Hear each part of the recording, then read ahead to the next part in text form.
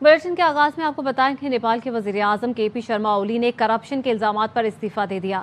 वजीर दाखिला समेत 4 वज़रा पहले ही मुस्ताफी हो चुके हैं। हुकूमती अरकान फरार हो रहे हैं। वजीर खजाना को भागते हुए एक मुश्तइल नौजवान ने फ्लाइंग किक लगाई। मुश्तइल मुजाहिरीन वजीर तवानाई के घर में घुस गए। काठमांडू एयरपोर्ट आरजी तौर पर बंद कर दिया गया। सोशल मीडिया पर आयत पाबंदी उठाने के बावजूद तब्दीली का मुतालबा करती जनजी का पुरतशद्दुद एहतजाज जारी है। मुजाहिरीन ने साबिक वजीर आजम शेर बहादुर देवबा के घर को जला डाला। शर्मा ओली के निजी घर, सदर, वज़रा, सुप्रीम कोर्ट समेत मुतादिद सरकारी इमारतों को भी आग लगा दी। काठमांडू में कर्फ्यू के बावजूद मुजाहरे हो रहे हैं। सड़कें मैदान जंग बनी हुई हैं। मुजाहिरीन ने पार्लियामेंट के मरकजी दरवाजे को आग लगा दी है। अहमद हसन अल-अरबी साहब हमारे साथ मौजूद हैं। बहुत शुक्रिया अहमद हसन साहब वक्त देने के लिए। नेपाल में जो सारी सूरत हाल पैदा हुई, पुरतशद्दुद मुजाहरे हुए, हुकूमत गिरानी पड़ी, क्या समझते हैं इसके पीछे क्या एक करप्शन ही वजह हो सकती है या मजीद कोई मुहर्रिकात होंगे? जी देखिए, मल्टीपल फैक्टर्स हैं इसमें। अभी क्योंकि सिचुएशन सिमर कर रही है, अभी it is too early to arrive a conclusion, लेकिन बैकग्राउंड के ऊपर पिछले कुछ दिनों से, पिछले कुछ अरसे से बहुत ज्यादा डेवलपमेंट्स हो रही थी।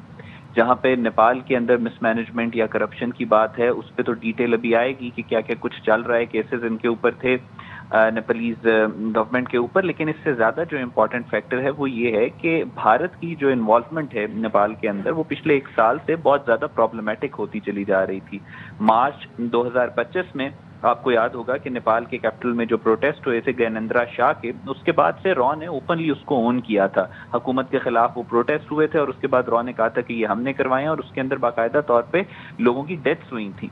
और उसके बाद से अभी रिसेंटली जो SCO के अंदर भी जो नेपालीज गवर्नमेंट है, उसने इंडिया जो कह रहा था कि हमने चाइना के साथ ट्रेड करना है लिपुलेख के इलाके से, तो उसके ऊपर नेपालीज गवर्नमेंट ने बहुत स्ट्रॉन्ग ऑब्जेक्शन किया था कि वो हमारा एक सॉवरन इलाका है और इंडिया क्लेम नहीं कर सकता कि वो वहां से ट्रेड करेगा। तो यहाँ से रिफ्ट बहुत ज्यादा बढ़ता चला जा रहा था between the Indian government and the Nepalese government. और इंडिया की एक हिस्ट्री है खित्ते के अंदर, ममालिक के अंदर इंसर्जेंसीज को, बगावतों को, दहशतगर्दी को बढ़ाने की। पाकिस्तान में TTP BLA है, चाइना के साथ इनका, तिब्बत में दलाई लामा वाला सारा इशू है, भूटान के साथ जो है वो चाइना की प्रॉब्लम ही सिर्फ और सिर्फ इंडिया की वजह से है। म्यांमार के अंदर अभी जुलाई के अंदर इन्होंने क्रॉस बॉर्डर स्ट्राइक्स करके वहां पे लोगों को मारा। बांग्लादेश के अंदर मुफ्ती बानी और फिर हसीना वाजिद के थ्रू जो ये चीजें कंट्रोल करते रहे। श्रीलंका के अंदर जो तमिल टाइगर्स इन्होंने बनाए। So India has a history of being a net destabiliser in the region. तो इस पूरे खित्ते के अंदर डिस्टेबिलिटी इंडिया करवाता रहा, और नेपाल के अंदर भी अभी सिचुएशन बहुत ज्यादा वॉलेटाइल है। लेकिन आप देखेंगे कि आने वाले चंद घंटों में, चंद दिनों में जब सिचुएशन क्लियर होगी, तो आपको इंडियन फुटप्रिंट इस सारे फियास्को के अंदर बहुत ज्यादा नजर आएगा। अच्छा अहमद हसन साहब, हमने देखा कि अफगानिस्तान में तब्दीली आई, उसके बाद हमने बांग्लादेश में इसी तरह की सूरत हाल पैदा होते देखी, श्रीलंका में भी कुछ इसी तरह के हालात हमने देखे, और अब नेपाल में। क्या वजूहात देखी आपने? कोई एक चीज़ कॉमन जो इन तमाम ममालिक में आपने देखी हो, जो इन सारे पुरतशद्दुद वाक़यात और इस तरह की हुकूमतें गिराने के मामलात सामने आए? इन तीनों जो तब्दीलियां हैं, इसमें कोई कंपैरिजन नहीं है। बांग्लादेश के अंदर एक बिल्कुल डिफरेंट सिनेरियो था, डिफरेंट रियलिटीज थी, डिफरेंट इक्वेशन थी। बांग्लादेश के अंदर वो रजाकार वाला सारा मामला, और जिस तरीके से एक्सप्लॉइट किया जा रहा था 71 के वो टेररिस्ट ऑर्गेनाइजेशन मुफ्ती बानी के जो डिसेंडेंट्स हैं उनको। अफगानिस्तान के अंदर एक कम्प्लीटली डिफरेंट सिचुएशन थी, एक फॉरेन ऑक्यूपेशन थी। फॉरेन ऑक्यूपेशन के बाद जब वो खत्म हुई तो उसके बाद वहां पे एक गवर्नमेंट आई। नेपाल के अंदर सिचुएशन जो है वो बिल्कुल डिफरेंट है। तो इन तीनों का आपस में कोई कंपैरिजन नहीं है, ना कल्चरली ना पॉलिटिकली, और कोई इसके अंदर सिमिलैरिटी मुझे तो ऐसा नजर नहीं आ रही। और नेपाल के अंदर स्पेसिफिकली जो इंडियन इन्वॉल्वमेंट है वो बहुत ज्यादा प्रॉब्लमैटिक है। बांग्लादेश के अंदर ऐसा इंडियन इन्वॉल्वमेंट नहीं थी, it was against the Indian interest जो बांग्लादेश के अंदर हुआ। अफगानिस्तान के अंदर भी it was against the Indian interest जो उस वक्त हो रहा था। नेपाल में अभी जो मुझे नजर आ रहा है, अभी जो पिछले 2-4 घंटे 6 घंटे के अंदर इस वक्त जिस तरीके से हाइपर वेंटिलेटेड इंडियन मीडिया का रिस्पॉन्स आ रहा है, जिस तरीके से इंडिया के जो इंडियन इंटेलिजेंस एजेंसीज के माउथ पीस बैठे हुए होते हैं इंडियन मीडिया के ऊपर, वो जो नैरेटिव टो कर रहे हैं, तो नेपाल वाला काफी एम्बिगुअस है अभी। अच्छा अहमद हसन साहब, जैसे कि आप कह रहे थे कि इस सारी सूरत हाल के पीछे हिंदुस्तान का हाथ हो सकता है, आप क्या समझते हैं इस ओवरऑल खित्ते में इस चीज़ का फ़ायदा मज़ीद कौन उठा सकता है, और आने वाले दिनों में नेपाल की आप सेटलमेंट किस तरह से देख रहे हैं?